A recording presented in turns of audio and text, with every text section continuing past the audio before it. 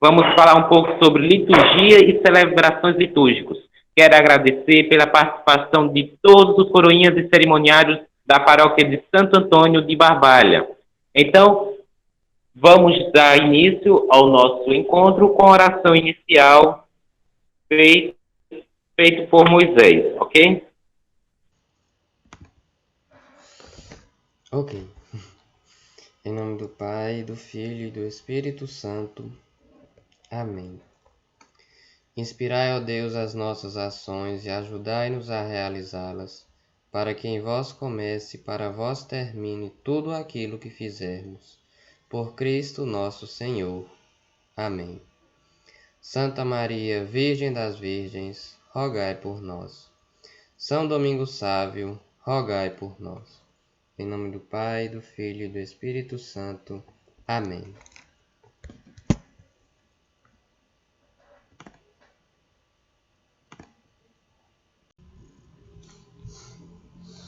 Bom, então vamos dar prosseguimento ao encontro de hoje abordando o assunto em questão. O que é liturgia?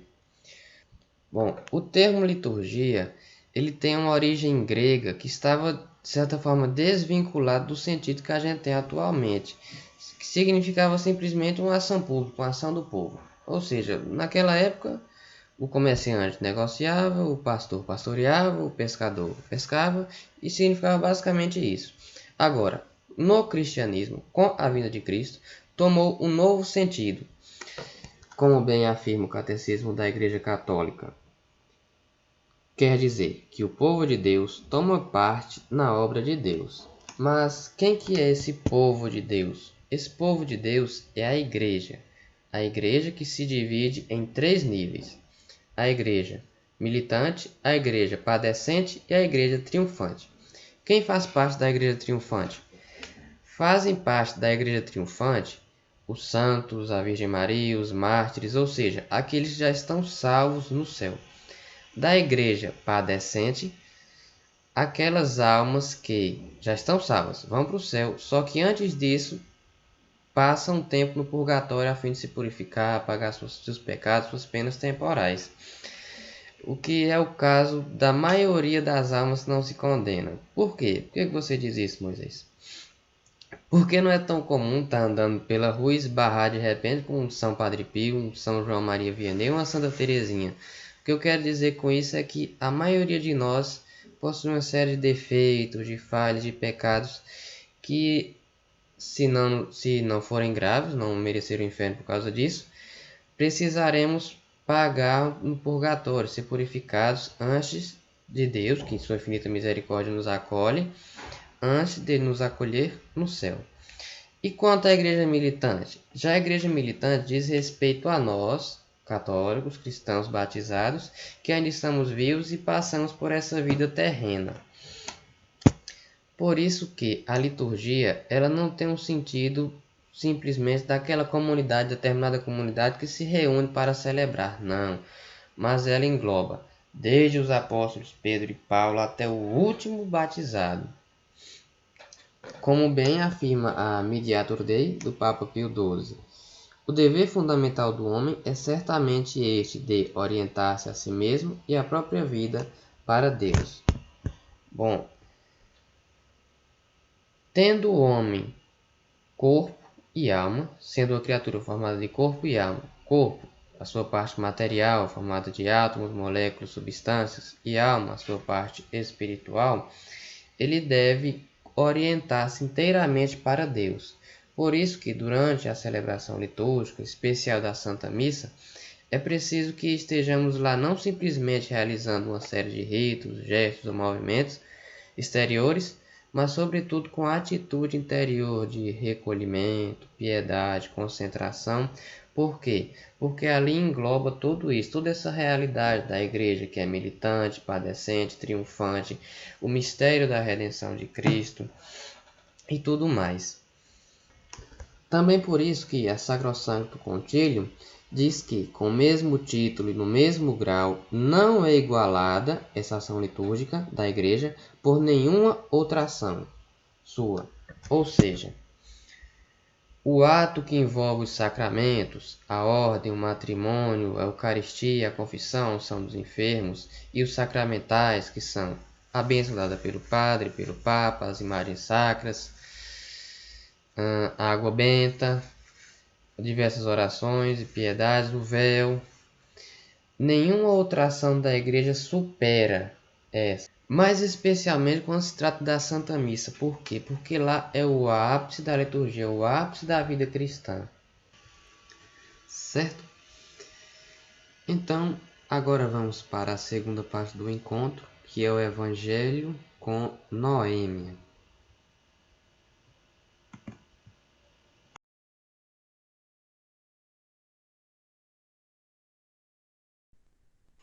Aqui estou. O Evangelho, para quem quiser abrir, é Mateus 12, 14 a 21, né?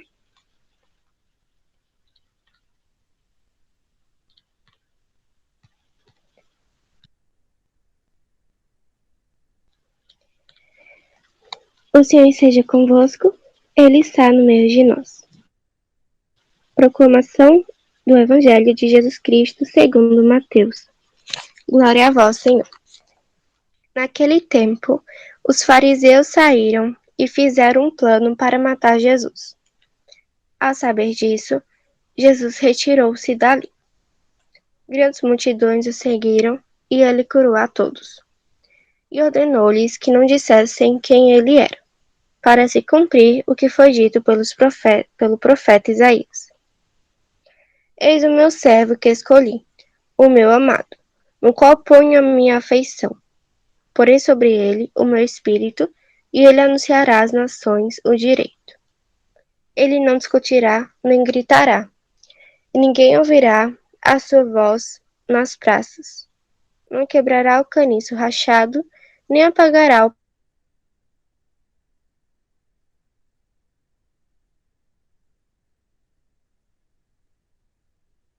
que deu a sua esperança. Palavra da salvação, glória a vós, Senhor.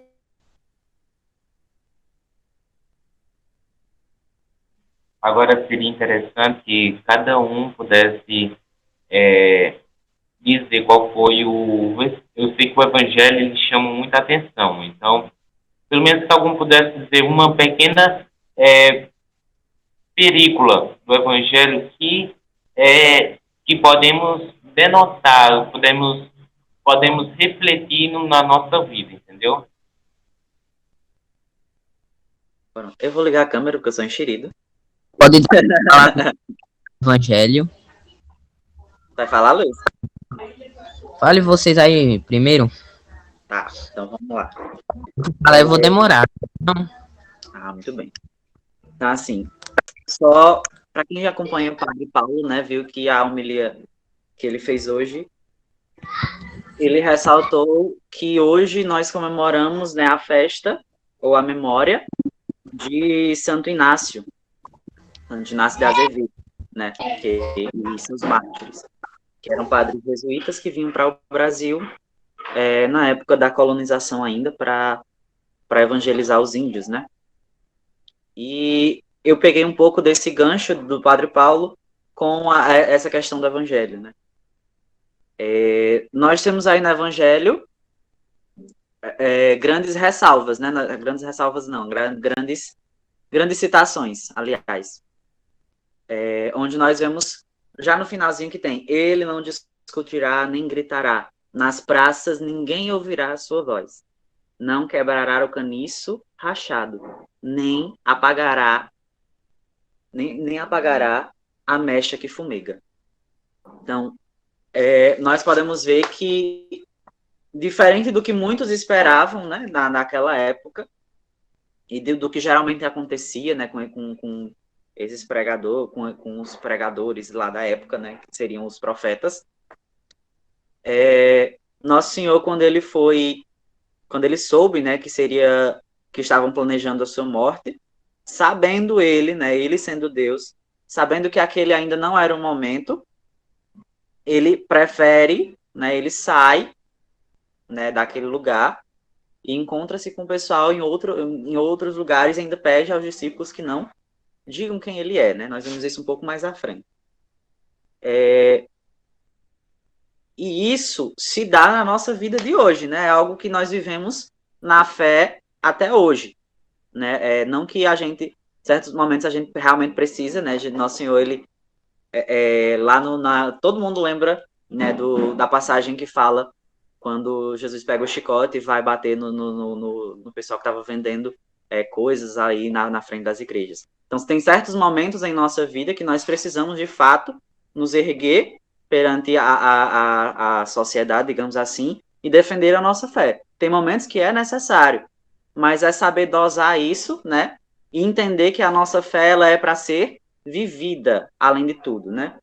É uma tecla que a gente vem batendo aqui na Cirolândia desde o nosso primeiro encontro, sábado retrasado, de que o que vai mudar, o que vai trazer jovens para a igreja, o que vai trazer adultos para a igreja, não é a nossa palavra, não é o nosso convite, mas principalmente o nosso exemplo. E é uma coisa que até mesmo Goreta falava sempre nas reuniões, né? É o exemplo que arrasta, né? Eu lembro que o Padre Renato falava muito isso também, Padre Alencar também. O exemplo, ele arrasta mais do que as palavras, né?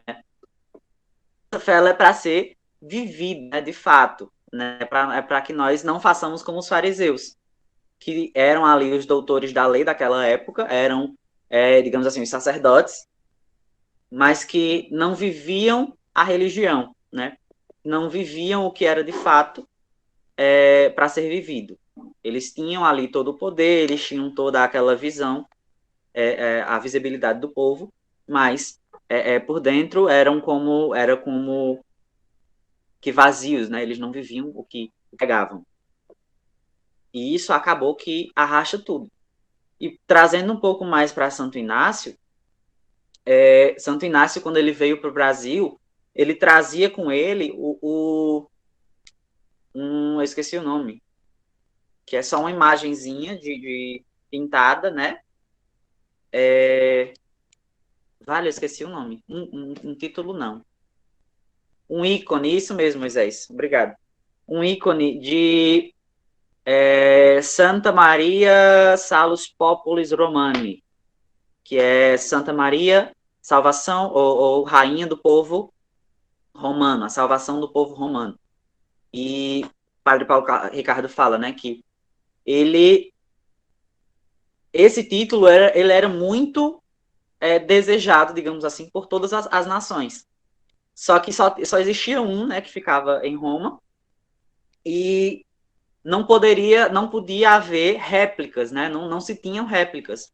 Só que aí, em especial, quando Santo Inácio ele vem para o Brasil, o Papa da época, né, ele autoriza que se faça uma réplica, ele abençoa com uma bênção especial, e ele traz essa réplica, ele traz essa cópia do ícone para o Brasil. Só que quando ele está em meio ao mar, né, eles encontram com piratas, que na verdade eram calvinistas, eram piratas entre aspas, né, porque eles viviam assim, navegando, mas eram quase que evangelizadores protestantes, né, na época. E aí, vendo, né, que eram padres, que eram sacerdotes, que viriam para a América para catequizar os índios, para propagação da nossa fé, eles mataram, né, os padres, os sacerdotes, e atiraram o Padre Inácio, né, atiraram Santo Inácio ao mar. E segundo a tradição, se conta que Santo Inácio ele caiu agarrado, né, com o ícone. Ele foi jogado ao mar agarrado com o ícone, ele não soltou de forma alguma. E diferente do que muitos pensam, o Padre Paulo até falou isso, né? Inclusive foi eu que pensei, nossa, ele estava com o ícone de Nossa Senhora, então esperava-se que pelo menos ele se salvasse. Mas depois eu parei um pouco para pensar e de fato faz muito sentido, né? De que vale, né, na verdade, as nossas glórias aqui na Terra comparada às glórias do céu, né? De que vale toda uma vida de glória aqui na Terra comparada a uma glória do céu. Então, o que eles receberam com aquele martírio, né, compensou muito mais. Mas, de fato, eles não conseguiram chegar ao Brasil, mas a história deles foi contada no Brasil e serviu de exemplo para catequizar os índios.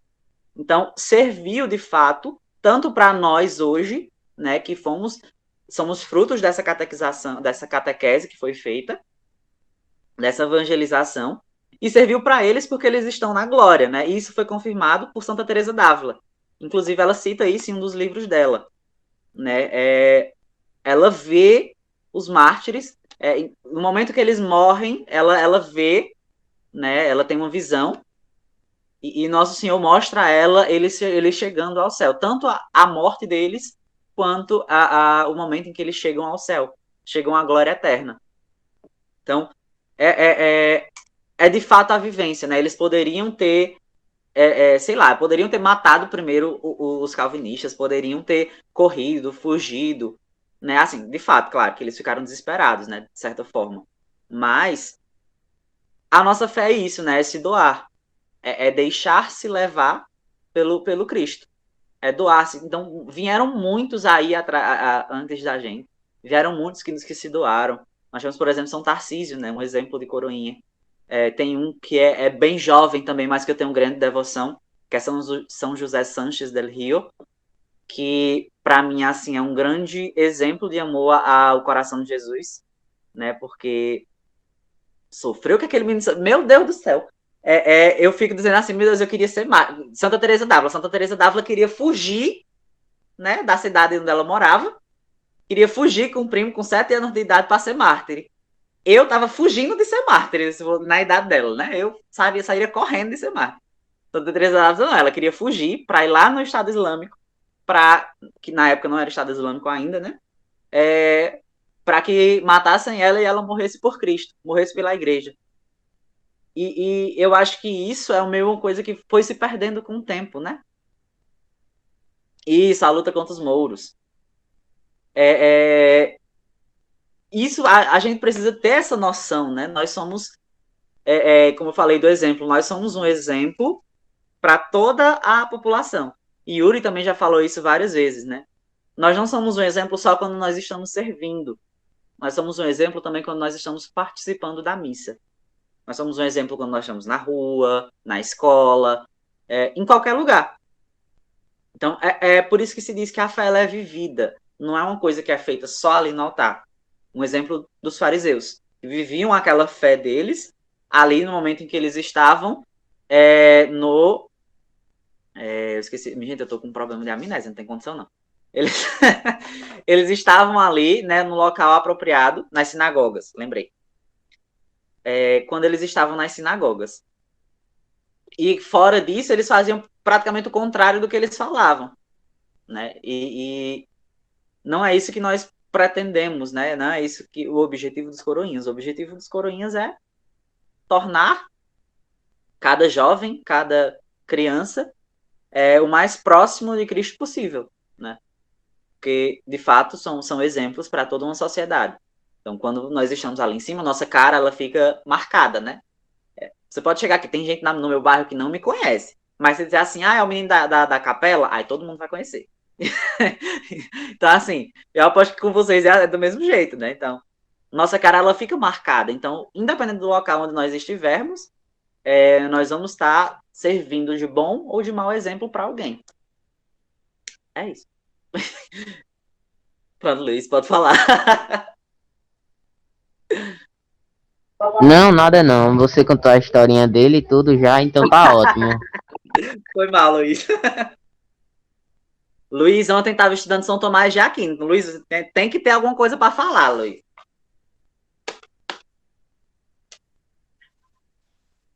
Eu também não tenho. Ele tem alguma coisa para falar, pelo amor de Deus. Você já falou tudo o que deveria falar, então... Minha gente, pelo amor de Deus. Lucas. Parei. Eu vou dar um pequeno aviso. Então, certo?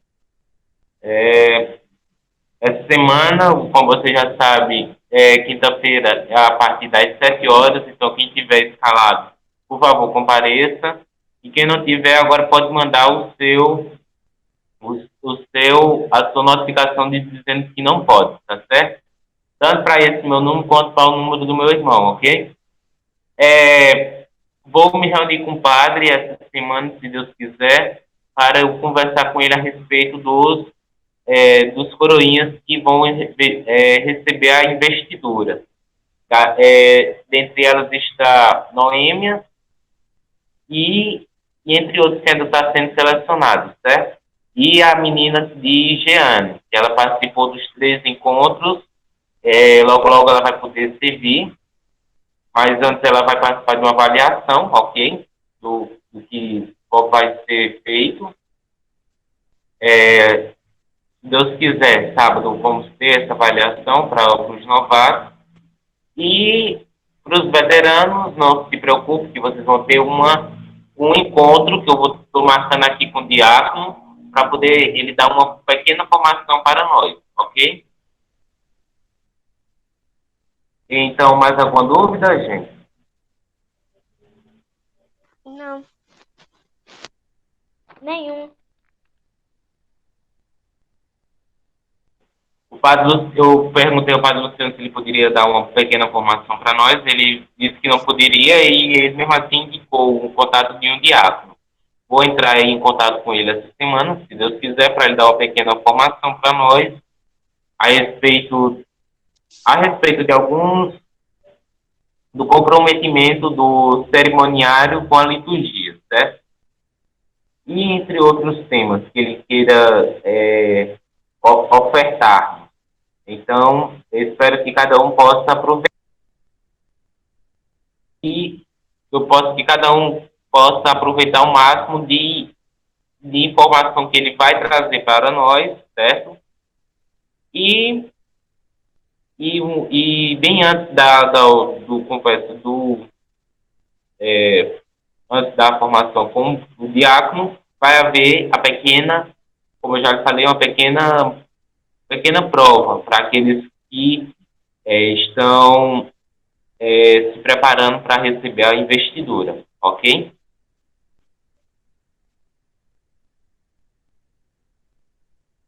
Ok. Yuri, tem o Padre João também, que se eu não me engano, ele dá formações. Só precisa ver como ele tem, porque ele viaja muito, né? Eu lembro que um tempo acho que, se eu não me engano, foi tu que chamou, não? Uma vez para ele dar formação? Depois me passa o contato dele, que eu não tenho contato dele, não. Ah, Vou tá ver bom. se é ele mesmo. Eu acho. Ah, então, não, acho que foi o Antônio, então, que chamou. Uma vez. Ele foi dar formação lá, aí no salão. Ele gosta muito de ajudar, assim, os grupos. Ok. Ok, então, como ninguém tem mais nada a acrescentar, vamos concluir o nosso encontro com a oração final, rezando um Ave Maria e em seguida um Glória ao Pai. Ave Maria, cheia de graça, o Senhor é convosco. Bendita sois vós entre as mulheres, e bendito é o fruto do vosso ventre, Jesus. Santa Maria, Mãe de Deus, rogai por nós, pecadores, agora e na hora de nossa morte. Amém. Glória ao Pai, ao Filho e ao Espírito Santo, como era no princípio, agora e sempre. Amém. Nós vos damos graças, Senhor, por todos os vossos benefícios, vós que viveis e reinais pelos séculos dos séculos. Em nome do Pai, do Filho e do Espírito Santo. Amém. Quero agradecer a todos os coroinhas e todos os cerimoniários que se fizeram presente ao nosso encontro e também agradecer a você que está acompanhando no nosso YouTube. Se você não se inscreveu, se inscreve, ativa o sininho e não deixe de curtir, porque todo sábado nós vamos trazer informação e conteúdo para a nossa aprendizagem, para a nossa vida, ok? Tchau, tchau a todos. Muito obrigado. Tchau, tchau.